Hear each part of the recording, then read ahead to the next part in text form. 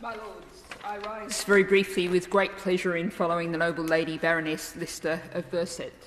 And I think the case for this amendment has really powerfully been made, but I wanted to rise to show the further breadth of support that there is for this amendment, and to reflect really. Last night we were debating in the policing bill how we saw a grassroots up initiative starting from Nottingham, saw the rise of the practice of recording misogyny as a hate crime. And so many new ideas, so many innovations start with the local, start in local areas.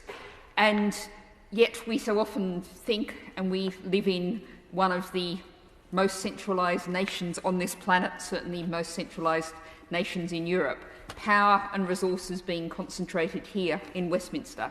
And what this amendment is very modestly putting power and resources out into places that desperately need them.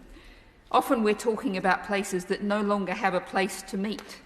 Even the pubs have closed in many of the poorest communities that I meet.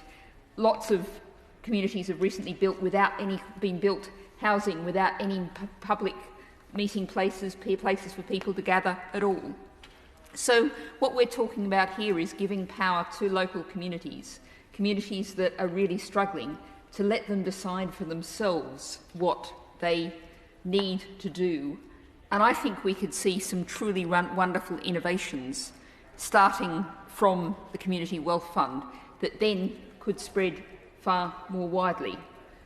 So perhaps appropriately for a Green, let's think about throwing out some seeds and seeing some wonderful plants flourishing, flowering, growing. Yes.